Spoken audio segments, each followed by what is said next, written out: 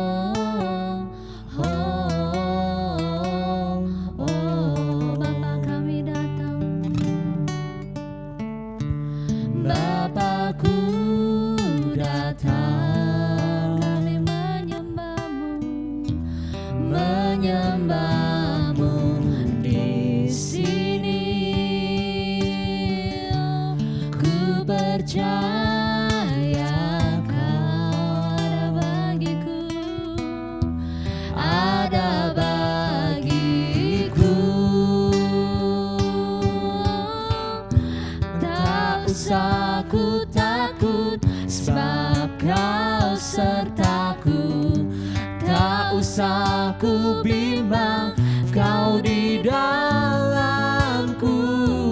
Tak usah ku cemas, Kau penghiburku. Saat ku lemah, Kau kuatku. Ku nyanyi haleluya,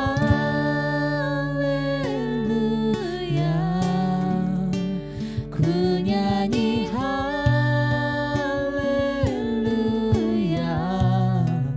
sungguh Kau hebat, ajaib perkasa perbuatan-Mu. Nyanyi haleluya, ku nyanyi haleluya,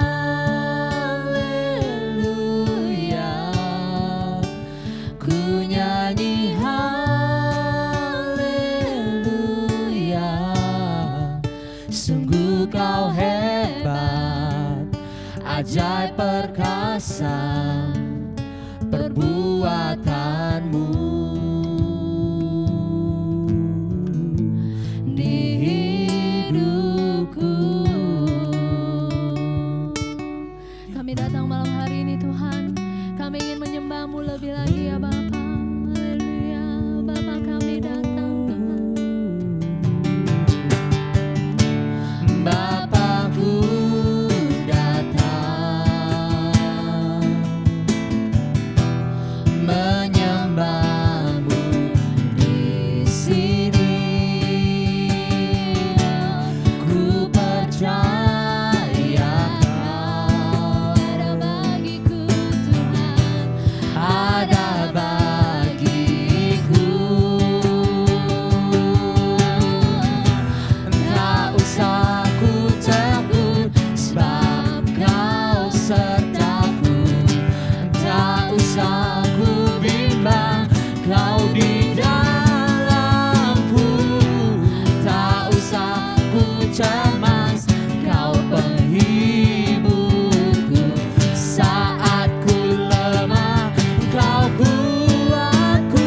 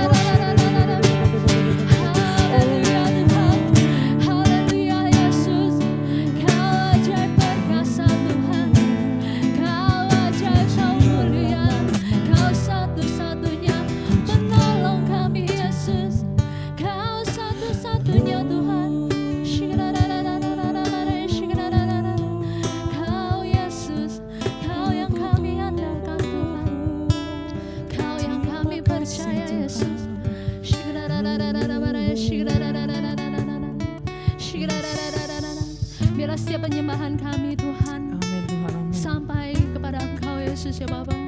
Biarlah ini Tuhan menjadi persembahan yang sempurna di hadapan-Mu ya Bapa.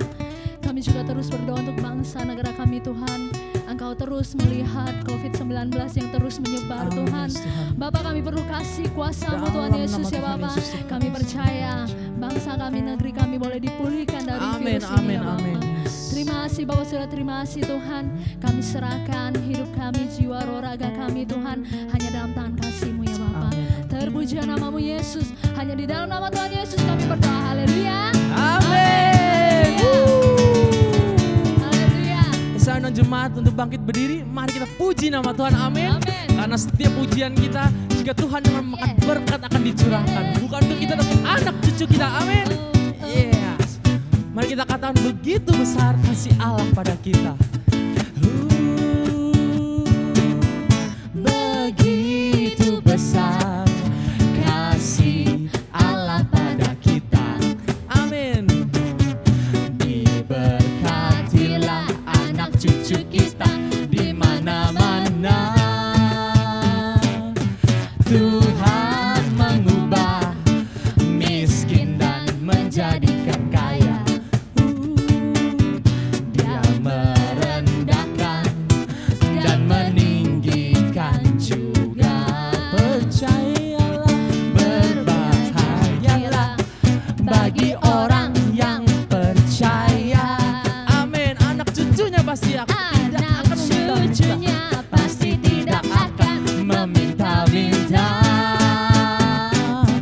Karena Allah menggenapi firman-Nya. Tiada yang mustahil bagi orang percaya. Haleluya. Begitu besar Haleluya. kasih Allah pada kita. Kasih Allah pada kita. Diberkatilah anak cucu kita di mana-mana. Tuhan mengubah miskin dan menjadikan kaya. Dia merendahkan dan meninggikan juga. Berbahagialah, amin. Berbahagialah bagi orang yang percaya. Anak cucunya pasti tidak akan meminta-minta. Karena Allah menggenapi firman-Nya. Tiada yang mustahil bagi orang percaya. Katakan tiada mustahil. Yang mustahil bagi orang percaya. Sekali lagi kita katakan, Tiada yang mustahil bagi orang percaya. Haleluya. Haleluya. Kita percaya berkat anak cucu ada buat kita semua. Amin. Haleluya. Kita mau terus puji Tuhan kita. Kita mau katakan langit bumi menyembah Engkau Tuhan. Yes. Haleluya. Mari sama-sama kita menari. Kita bernyanyi untuk Tuhan kita Yesus Kristus. Amin.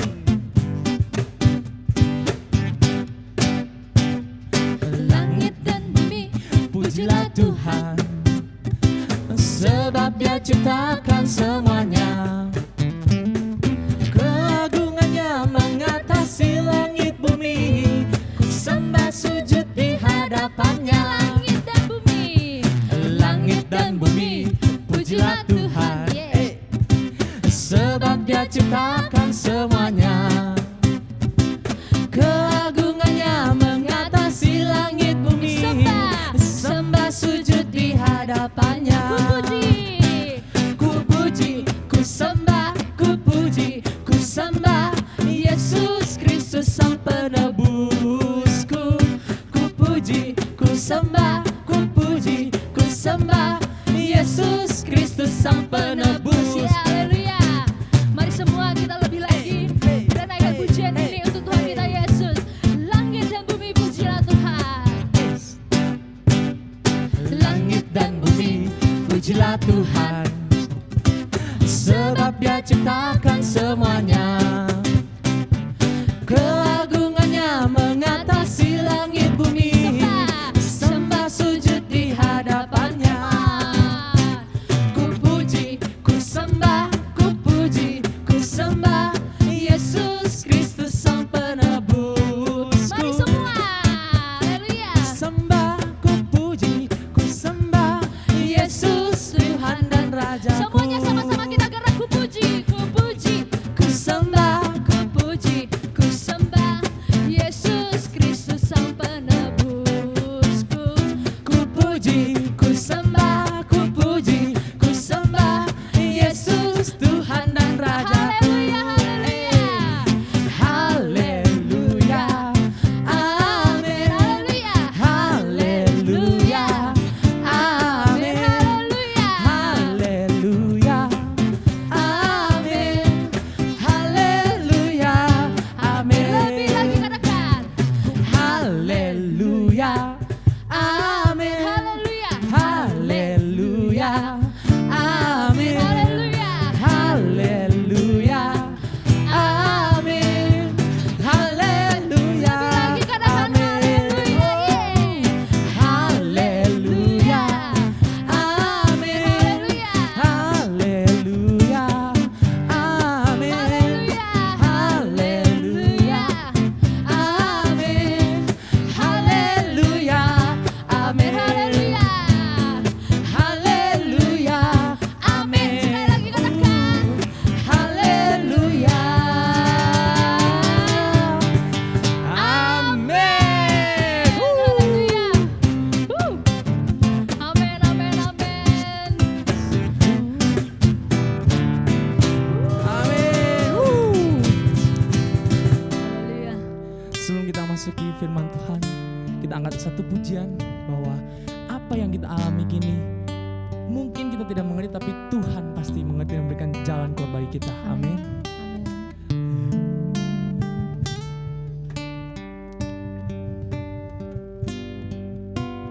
Apa yang kau alami kini mungkin tak dapat engkau mengerti.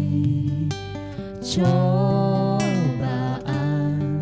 yang engkau alami tak melebihi kekuatanku. Tuhanmu tak akan memberi ular beracun pada yang minta roti.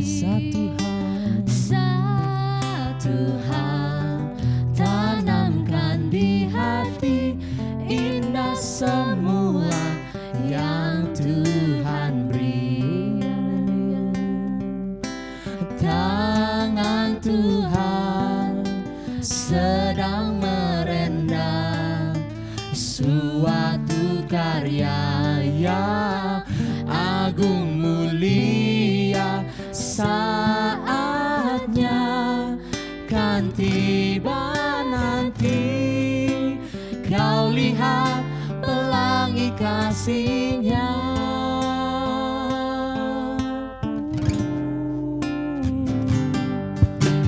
Apa yang kau alami kini mungkin tak dapat engkau mengerti. Cobaan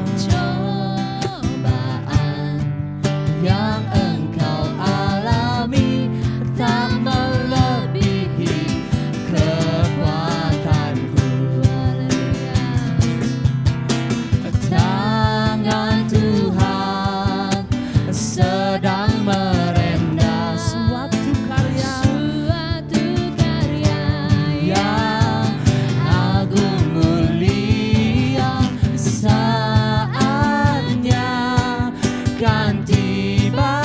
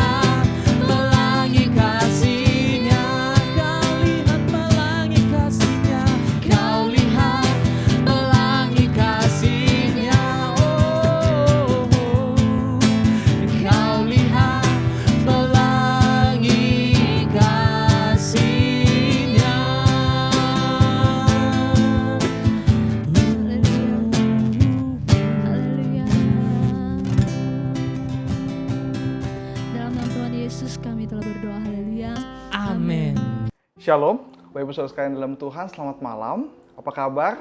Saya percaya semua dalam keadaan baik, damai sejahtera, sukacita melimpah-limpah ada dalam setiap kita. Kalau nanti Senin depan kita masukin PSBB lagi, jemaat Tuhan, anak-anak Tuhan gak boleh khawatir, gak boleh takut. Harus jaga diri, pakai masker, kalau bisa jangan keluar rumah. Kita mau di dalam rumah, ambil waktu terbaik bersama dengan keluarga kita. Kita mau rajin cuci tangan. Kalau kita jaga diri sendiri, kita jaga keluarga kita. Kalau kita jaga diri sendiri, kita bisa jaga kota kita. Kita semua sehat-sehat dan kita bisa kembali beraktivitas seperti normal lagi. Sebelum kita mendengar firman Tuhan, mari kita berdoa. Bapa dalam surga, terima kasih Tuhan atas segala kebaikan-Mu. Di malam hari ini kami masih merasakan Engkau begitu baik. Kasih setiamu begitu luar biasa kami terima Tuhan. Terima kasih Bapak, terima kasih untuk kebaikan yang Kau beri kepada setiap kami. Kesetiaan-Mu Tuhan, kasih karunia-Mu Tuhan. Kami masih bisa berkumpul bersama keluarga kami untuk kami bisa mendengarkan kebenaran firman. Kami bisa memuji, bisa menyembah nama-Mu yang luar biasa. Terima kasih Bapak, biarlah Tuhan firman yang disampaikan akan seperti benih di tanah yang subur, akan berakar, bertumbuh, berbuah. Gak cuma kami bisa dengar, tapi kami mau melakukan dalam kehidupan kami sehari-hari Tuhan. Terima kasih Bapaknya dalam nama Yesus. Haleluya. Amin. Amin. Firman Tuhan diambil dari Matius pasal yang ke-5 ayat yang ke-13. Matius pasal yang ke-5 ayat yang ke-13. Demikianlah firman Tuhan. Kamu adalah garam dunia. Jika garam itu menjadi tawar, dengan apakah ia diasinkan? Tidak ada lagi gunanya selain dibuang dan diinjak orang. Judul khotbah saya pada malam hari ini adalah garam. Judul khotbah saya adalah garam. Matius pasal yang ke-5 13 dikatakan kamu adalah garam dunia. Tuhan pakai ilustrasi garam supaya mudah untuk kita mengerti. Untuk mudah kita cerna. Karena garam ada di sekitar kita. Dari zaman dulu sampai hari ini kita semua masih pakai garam. Dan kita semua tahu apa itu fungsi garam. Kita semua tahu apa kegunaan garam. Tuhan sengaja, Yesus sengaja pakai kata garam supaya mudah kita mengerti. Karena Tuhan mau firman itu nggak cuma sekedar kita dengar. Yang Tuhan mau nggak cuma firman itu cuma kita terima, tapi kita mau lakukan firman itu. Katakan amin. Kita mau lakukan firman, Tuhan mau kita mudah mengerti kebenaran firman. Yang Tuhan mau hidup kita dipulihkan, hidup kita dirubahkan sama seperti kebenaran firman. Setiap kita yang terima kasih karunia Tuhan, hidup kita harus berubah. Katakan amin. Setiap kita yang menerima kasih karunia Tuhan, hidup kita harus sesuai dengan kebenaran firman Tuhan. Nah, firman Tuhan kasih kita pada malam hari ini bagaimana bisa menjadi orang Kristen yang luar biasa. Dikatakan bahwa kamu adalah garam dunia. Sederhana sekali katakan kita ini adalah garam dunia. Dan kita tahu garam itu harus asin. Kalau manis namanya gula, bukan garam. Kita tahu semua garam itu harus asin. Nah, firman Tuhan berkata jika garam itu menjadi tawar. Kalau garam itu sudah tawar, dengan apa diasinkan? Selain dibuang dan diinjak orang. Tidak terpakai. Kalau garam itu udah gak asin, tidak terpakai. Selain apa? Tidak ada lagi gunanya selain dibuang dan diinjak orang. Nah, Tuhan mau kita menjadi garam, bukan garam yang tawar, tapi garam yang asin. Kita mau belajar. Kita mau gali, kenapa sih Tuhan bilang kepada kita bahwa kita ini garam? Apa sih maksudnya Tuhan? Kenapa harus bilang kita itu garam? Penting untuk kita bisa mengetahui lebih dalam pikiran dan isi hati Tuhan. Kita nggak cuma minta berkat, kita nggak cuma minta apa yang ada di tangan Tuhan. Tapi terlebih lagi hidup kekristenan, kita harus mengerti isi hati dan isi pikirannya Tuhan. Katakan amin. Ya, kalau malam hari ini kita dikatakan kamu adalah garam dunia. Firman Tuhan pada malam hari ini, jika garam itu menjadi tawar, dengan apakah ia diasinkan? Sudah tidak bisa lagi diasinkan selain dibuang dan diinjak orang. Kenapa Tuhan bilang garam? Karena yang pertama, fungsi garam yang pertama adalah garam itu pemberi rasa. Garam itu harus asin. Garam itu harus memberikan rasa asin. Kita bicara rasa asin, yaitu fungsi garam itu dia harus berdampak. Sayur apapun kalau nggak pakai garam, hambar rasanya. Dan dunia ini pun, kalau nggak ada asin tuh hambar. Ibaratnya begini, kalau di dunia ini nggak ada kita, nggak ada firman Tuhan, tidak ada kita manusia yang mengerti firman Tuhan, tidak ada manusia yang melakukan firman Tuhan, dunia ini akan menjadi hambar. Amin. Kita anak Tuhan harus punya dampak. Kita anak Tuhan harus punya rasa.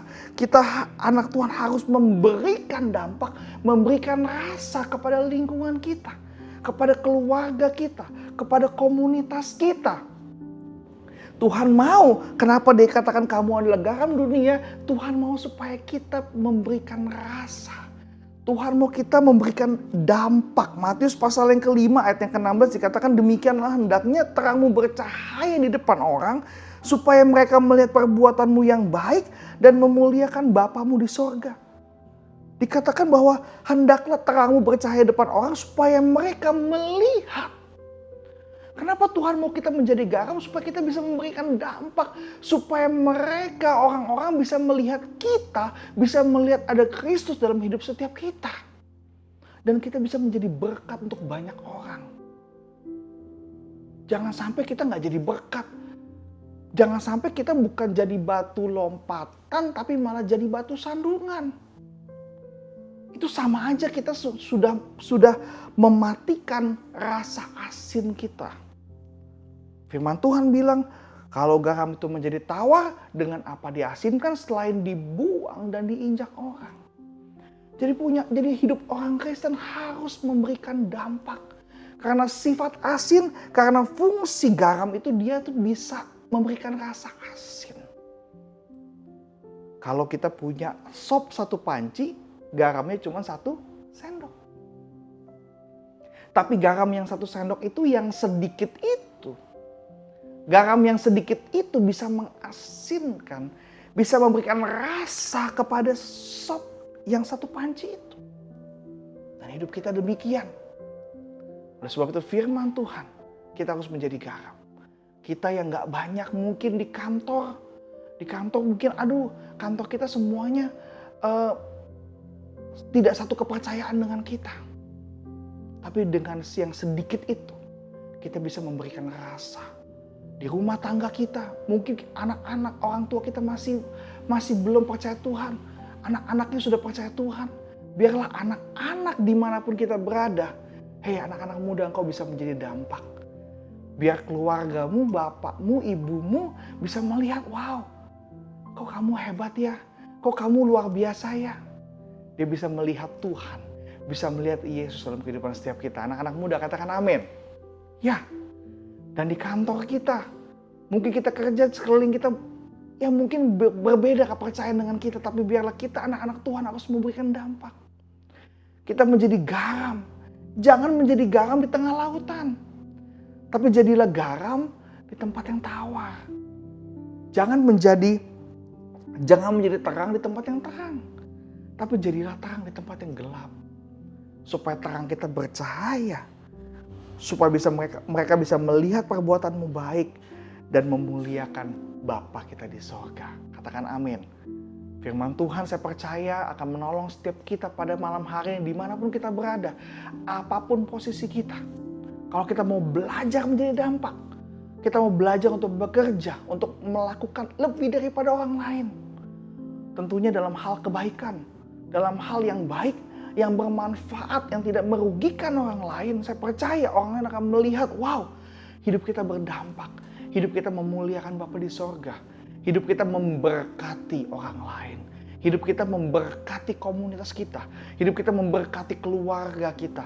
Hidup kita bisa memberkati gereja kita. Kita bisa memberkati siapapun yang kita temui. Ada katakan amin. Ya, orang Kristen harus memberi dampak. Itu fungsi yang pertama. Fungsi yang kedua.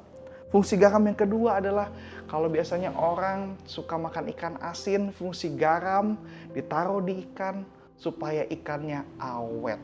Fungsi garam yang kedua adalah mencegah pembusukan atau dia mengawetkan. Kenapa Tuhan mau supaya orang Kristen, kenapa Tuhan mau orang Kristen menjadi garam? Karena Tuhan mau orang Kristen itu jadi dampak. Yang kedua itu supaya orang Kristen itu bisa mengawetkan. Bisa membuat sekelilingnya itu menjadi awet dan tidak busuk. Firman Tuhan berkata di Kejadian pasal yang kedua ayat ke-15. Tuhan Allah mengambil manusia itu dan menempatkannya ke Taman Eden untuk mengusahakan dan memelihara taman itu. Perhatikan baik-baik tugas kita sebagai manusia. Dari awal penciptaan Tuhan berikan kepercayaan untuk kita menjaga, untuk kita mengusahakan dan memelihara. Tugas kita sebagai orang percaya mengusahakan dan memelihara. Memelihara, mengusahakan untuk sesuatu itu nggak semakin rusak tapi semakin baik. Nah itulah kenapa orang Kristen diciptakan, kenapa kita diciptakan supaya kita menjadi garam dunia supaya kita membuat segala sesuatunya menjadi lebih baik, bukan semakin rusak. Betul tidak? Ya, sampai sini masih bersama saya, masih ikut saya, masih paham bahwa ini ilustrasi yang mudah sekali kenapa Tuhan mau kita menjadi garam, karena supaya Tuhan mau kita itu membuat segala sesuatunya menjadi baik. Bukannya membusukkan segala sesuatu, tapi membuat segala sesuatu itu baik, awet. Bisa digunakan. Supaya membuat mungkin dalam hubungan kita. Bersama dengan istri. Hubungan kita dengan anak-anak. Kalau kita orang percaya sama Tuhan. Kalau Tuhan bilang kita menjadi garam, artinya kita harus membuat hubungan itu menjadi lebih baik. Katakan amin. Kita harus membuat cinta kita lebih baik lagi. Kita harus punya sayang yang lebih baik lagi kepada orang lain. Kalau kita tahu, kita belajar minggu-minggu yang lalu. Kita ini adalah ciptaan Tuhan, kita ini adalah milik Tuhan. Segala sesuatu yang kita punyai hari ini adalah milik Tuhan. Bahwa kita adalah seorang pengelola yang baik, kita harus mengelola apa yang Tuhan percayakan. Dan kita harus belajar untuk membuat segala sesuatu yang Tuhan berikan kepada kita menjadi lebih baik. Betul tidak? Bukan membusukkan, tapi mengawetkan. Terlebih lagi untuk membuat segala sesuatu yang menjadi lebih baik. Ikan asin, ikan itu kalau dimakan biasa udah enak. Dikasih ikan asin itu lebih enak. Betul tidak? Iya. Kenapa Tuhan mau supaya kita menjadi garam? Kita belajar untuk kita tuh supaya kita tuh bisa membuat segala sesuatu menjadi lebih baik. Pekerjaan yang Tuhan berikan pada kita harus kerjakan sebaik mungkin. Hubungan yang Tuhan berikan kepada kita, anak-anak muda punya hubungan bersama dengan teman-temannya. Jaga hubungan itu. Awetkan hubungan itu. Jadikan hubungan itu menjadi lebih baik lagi. Berteman gak cuma hanya berteman, tapi menjaga teman. Membuat teman kita lebih baik lagi. Support dia, motivasi dia. Ketika teman kita cerita ada masalah, nasihati dia. Pimpin dia ke arah yang baik, ke arah yang benar. Dalam keluarga suami-suami, jaga istrimu pemberian Tuhan. Jaga anak-anakmu pemberian Tuhan. Jadikan mereka lebih baik. Jadikan mereka lebih baik. Tuhan mau suami-suami punya istri, jadikan istrimu lebih baik. Istri-istri punya suami, jadikanlah suamimu lebih baik. Karena engkau adalah garam. Sifat garam itu menjadikan segala sesuatu jadi awet. Dan jangan sampai hubungan kita menjadi tawar. Bersama dengan istri, bersama dengan mertua kepada menantu. Kita semua harus belajar, anak-anak Tuhan harus belajar untuk membuat hubungan menjadi lebih baik. Jangan sampai tawar hubungannya. Tapi biarlah terus menjadi hangat, terus menjadi harmonis. Karena kalau keluarga harmonis, kita bisa melihat surga sebelum kita pergi ke surga. Tapi sebaliknya kalau keluarga kita nggak harmonis, wow, Kita belum ke neraka, sudah ngerasain neraka. Gak enak. Oleh sebab itu Tuhan mau kita menjadi garam. Yang pertama memberikan rasa. Yang kedua, Tuhan mau kita supaya kita menjadi pengawet. Kita bisa menjadikan segala sesuatu yang Tuhan berikan menjadi lebih baik. Saya percaya Tuhan pun menjaga kita supaya kita menjadi lebih baik. Kalau Senin besok kita mau masuk PSBB lagi, jangan khawatir. Saya katakan sekali lagi, jangan khawatir, jangan takut. Percaya kepada Tuhan, Tuhan akan pelihara setiap kita. Kalau burung di udara Tuhan pelihara, apalagi kita anak-anaknya. Kalau kita orang tua, kita bisa berpikir mau menjadikan anak kita lebih baik. Mana ada di sini bapaknya petani, anaknya suruh jadi petani? Gak ada. Kalau kita tahu dulu presiden kedua kita, Pak Harto, bapaknya petani, anaknya presiden. Dan saya percaya hari ini, kalau kita semua hari ini bekerja sebagai mungkin pedagang, mungkin bisnismen, kita mau anak kita jauh lebih hebat daripada kita. Katakan amin. Bapa di sorga juga begitu. Dia mau kita menjadi lebih baik. Dia mau merawat kita. Dia mau peduli akan hidup setiap kita. Kalau hari ini sedang ada krisis, jangan takut, jangan khawatir, berserah pada Tuhan. Tuhan akan membimbing kita semua. Tuhan akan berikan jalan keluar kepada kita semua. Jangan takut, jangan khawatir. Saya teringat kepada Elia. Ketika Elia berada di sungai Kerit, firman Tuhan di 1 Raja-Raja pasal yang ke-17, ayat yang pertama sampai yang ke-7. Saya coba keluar dari konteks saya untuk pemeliharaan Tuhan. Saya percaya setiap kita mungkin khawatir, ada yang baru suaminya baru kerja, harus PSBB lagi, harus libur lagi. Mungkin ada yang sudah merencanakan sesuatu tapi gagal. Jangan khawatir, saya mau katakan jangan khawatir. Firman Tuhan 1 Raja-Raja 17 ayat yang pertama sampai yang ke-6. Elia di tepi sungai Kerit. Lalu berkatalah Elia orang Tisbe dari Tisbe Gilead kepada Ahab, demi Tuhan yang hidup, Allah Israel yang kulayani, sesungguhnya tidak akan ada embun atau hujan pada tahun-tahun ini, kecuali kalau kukatakan. Kemudian datanglah firman Tuhan kepadanya, pergilah dari sini, berjalanlah ke timur dan bersembunyilah di tepi sungai Kerit di sebelah timur sungai Yordan. Engkau dapat minum dari sungai itu dan burung-burung gagak telah kuperintahkan untuk memberi makan engkau di sana. Lalu Elia pergi dan ia melakukan seperti firman Tuhan. Ia pergi dan diam di tepi sungai Kerit di sebelah timur sungai Yordan. Pada waktu pagi dan petang, burung-burung gagak membawa roti dan daging kepadanya dan ia minum dari sungai itu. Saya mau beritahu, meskipun kita dalam masa krisis, percayalah bahwa Tuhan masih dan Tuhan sanggup memelihara hidup setiap kita. Katakan amin.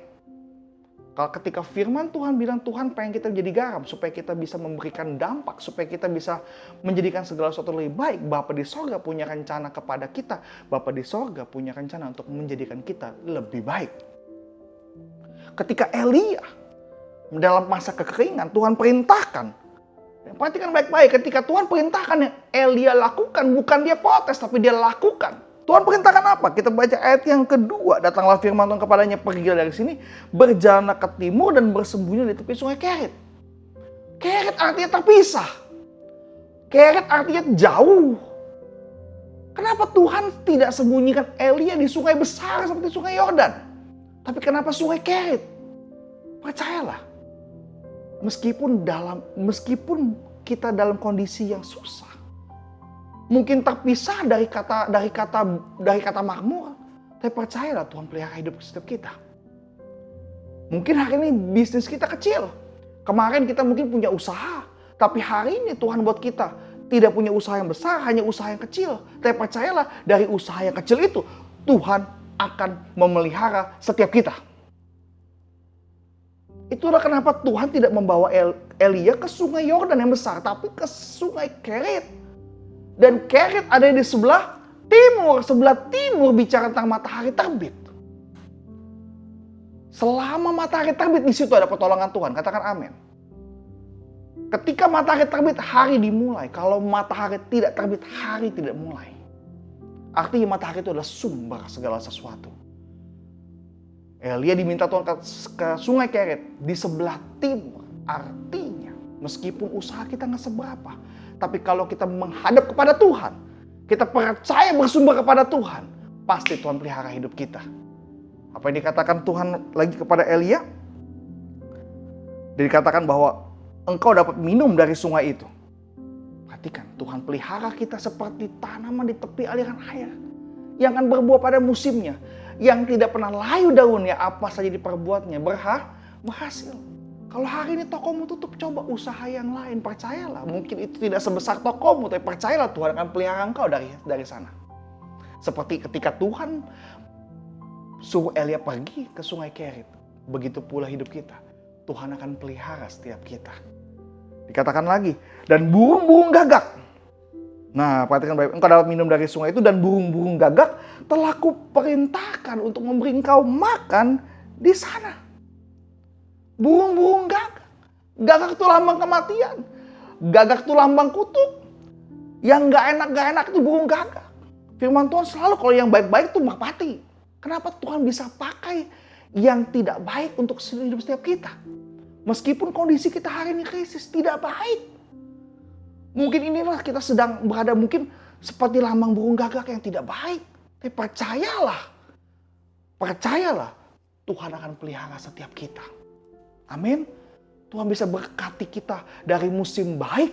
Tuhan bisa berkati kita meskipun musim sedang buruk.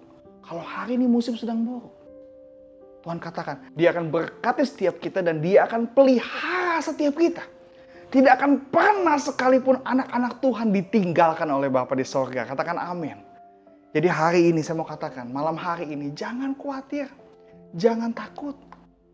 Kalau Tuhan mau kita menjadi garam, kalau Tuhan mau kita untuk belajar untuk menjadikan segala sesuatu lebih baik, Tuhan juga punya rencana untuk menjadikan kita lebih baik.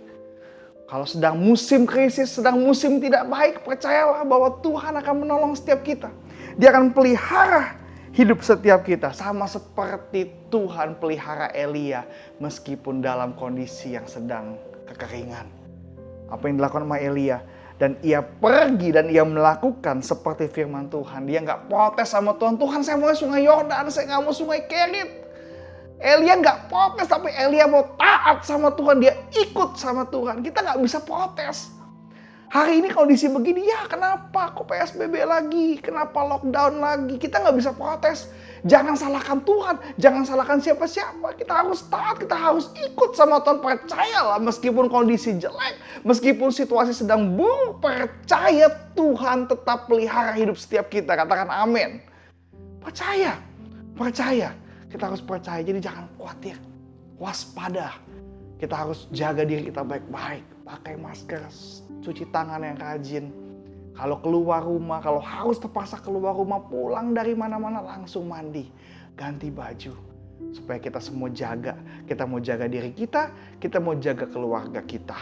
Kalau kita menjaga diri kita sudah menjaga keluarga kita. Kalau kita menjaga keluarga kita juga bantu kita menjaga kota kita. Supaya cepat berlalu musim yang tidak baik ini.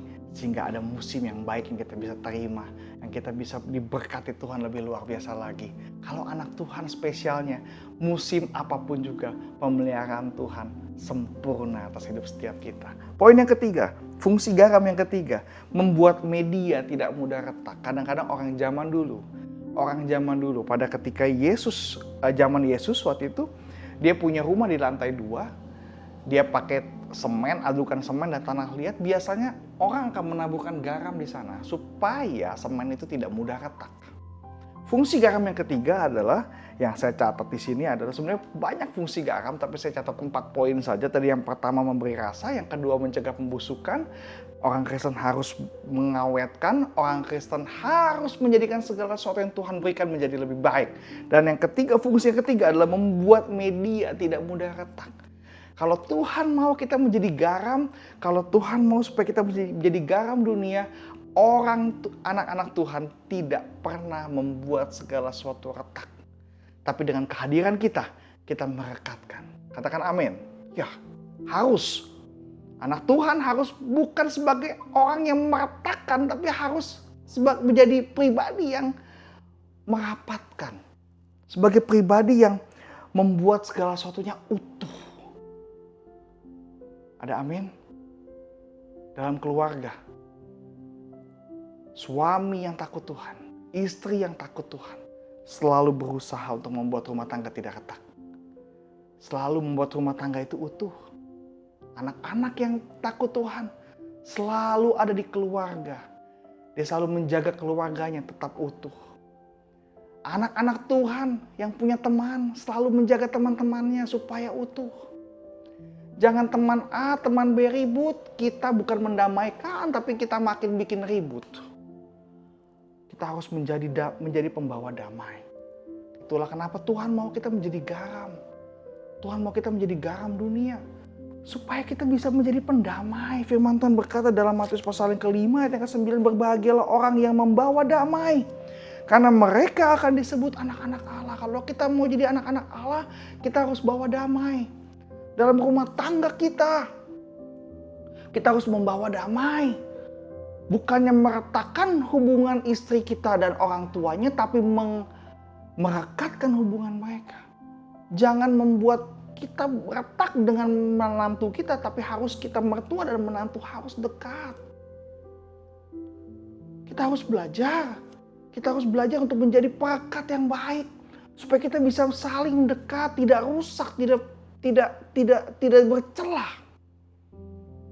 Tuhan mau supaya kita bisa menjadi anak Tuhan yang membuat segala sesuatunya tidak retak, tapi menghangatkan, menyatukan, membuat segala sesuatunya utuh, tidak retak, tidak rusak. Ada amin? Yang keempat, fungsi yang terakhir dari garam adalah mengobati luka. Garam digunakan untuk mengobati luka, untuk membuat luka itu menjadi steril, tidak lagi kotor. Jadi anak Tuhan dimanapun kita berada, siapapun kita, kalau kita percaya sama Tuhan, kita harus menjadi garam. Artinya kita harus menjadi pengobat. Kita harus jadi penyembuh. Ketika teman kita punya masalah, dekati dia, rangkul dia. Ajak dia kenal Tuhan. Ajak dia belajar kebenaran firman. Jangan menjatuhkan dia. Ketika ada orang yang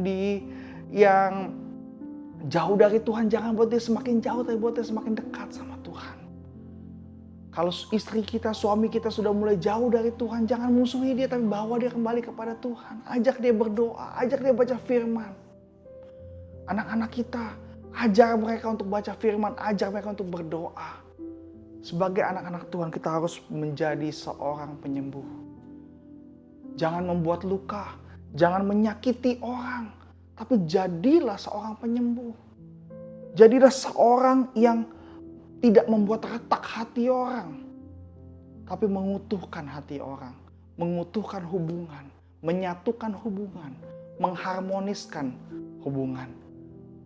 Hati-hati, perkataan kita bisa membuat orang senang, perkataan kita bisa buat orang sedih.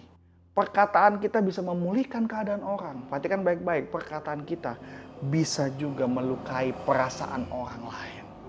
Oleh sebab itu berhati-hatilah dalam berbicara. Berhati-hatilah dalam melakukan segala sesuatu. Semua harus dilakukan dengan kebijaksanaan. Supaya yang kita tampilkan kepada orang lain itu baik dan benar. Supaya nama Tuhan semakin dipermuliakan. Nama Tuhan semakin ditinggikan. Yakobus pasal yang ke-5 ayat 15-16. Dan doa orang yang lahir dari iman akan menyelamatkan orang sakit itu, dan Tuhan akan membangunkan dia. Dan jika ia telah berbuat dosa, maka dosanya itu akan diampuni. Jadi orang Kristen, kenapa Tuhan mau kita jadi garam? Supaya kita jangan menjadi hakim. Jangan orang salah kita menghakimi dia. Tapi ketika ada orang salah, yuk kita bawa dia kepada Tuhan. Jangan benci orangnya, tapi bencilah dosanya. Kasihilah orangnya. Kita mau bawa dia kembali kepada Tuhan. Karena itu hendaklah kamu saling mengaku dosamu dan saling mendoakan supaya kamu sembuh. Doa orang yang benar bila dengan yakin didoakan sangat besar kuasanya. Ketika ada orang yang terluka, ketika ada orang yang sakit, ajak dia berdoa.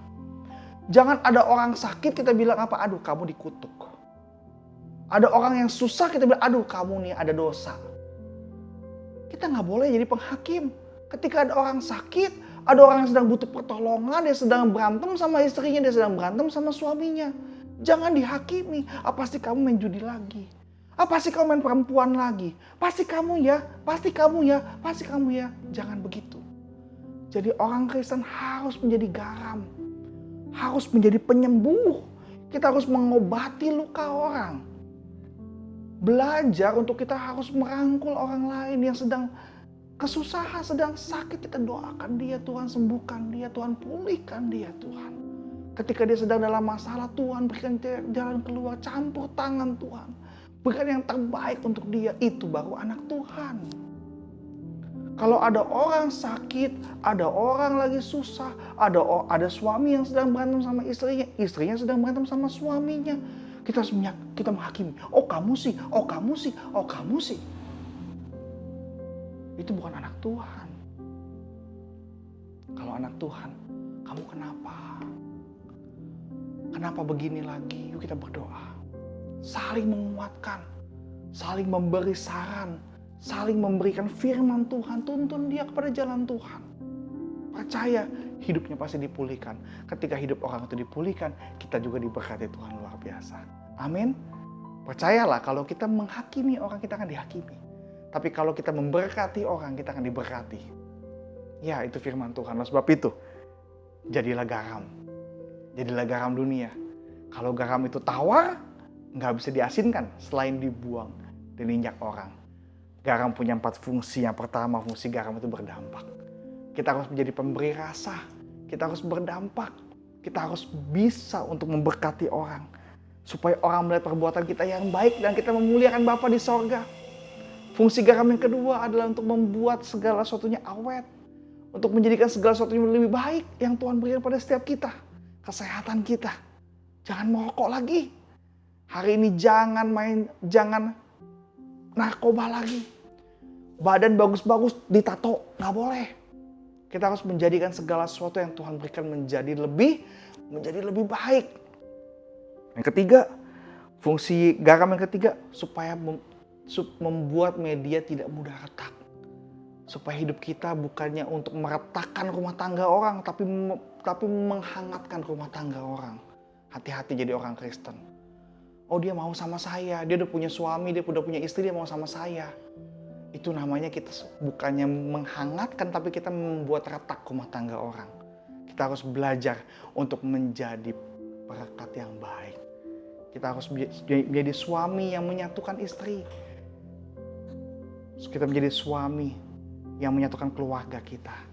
Mertua sayang kita. Dan kita harus sayang kepada orang tua kita. Kita semua saling menyayangi, saling harmonis. Poin yang keempat, yang terakhir, fungsi garam adalah kita harus mengobati luka. Jadi orang Kristen bukannya menimbulkan luka, tapi kita mengobati luka orang. Jangan menghakimi. Orang salah, orang sakit, kita jangan menghakimi. Tapi kita mau mendoakan dia. Karena doa orang benar, bila dengan yakin didoakan, sangat besar kuasanya. Tuhan mau kita malam hari ini menjadi garam dunia. Kalau kita nggak asin lagi, kita dibuang. Kita akan dibuang dan diinjak orang. Biarlah kita semua menjadi garam dunia, supaya kita semua bisa berdampak. Kita semua bisa membuat segala sesuatu lebih baik. Kita semua akan menjadi orang yang merekatkan segala sesuatu. Dan kita semua menjadi orang yang menyembuhkan. Bukan membangkitkan kepahitan. Amin. Untuk kebenaran firman Tuhan. Mari kita berdoa. Bapa dalam surga, terima kasih Tuhan segala kebaikan-Mu Bapa. Biarlah Tuhan firman yang kami dengar tidak hanya kami mengerti, tapi kami mau melakukannya Bapa. Firman Tuhan yang kami terima Tuhan. Kami mau Tuhan supaya hidup kami terus dikoreksi Bapa. Supaya hidup kami menjadi lebih baik. Setiap hari kami menjadi semakin baik dan memuliakan Bapa di sorga. Terima kasih Bapa, terima kasih.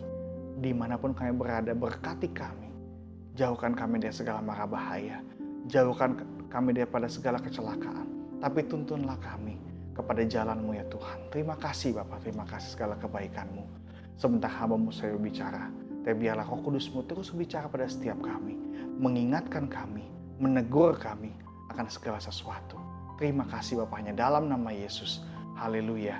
Anak-anak Tuhan, jemaat Tuhan, di mana kita berada, mari kita angkat dua tangan-Mu. Terimalah berkat daripada Allah Bapa. Cinta kasih dari anak yang tunggal Tuhan, Yesus Kristus menyertai kita semua. Dari hari ini saya Maranatha, Yesus datang kedua kalinya sampai selama-lamanya. Kita di awan-awan yang permai. Haleluya. Amin. Jangan lupa Bapak Saudara sekalian, hari Minggu ibadah HK jam 7:30 pagi dan ibadah bahasa Indonesia jam 9:30. Kiranya ketika kita semua ikut ibadah online, kita semua akan diberkati Tuhan luar biasa. Sampai jumpa. Terima kasih Tuhan Yesus memberkati.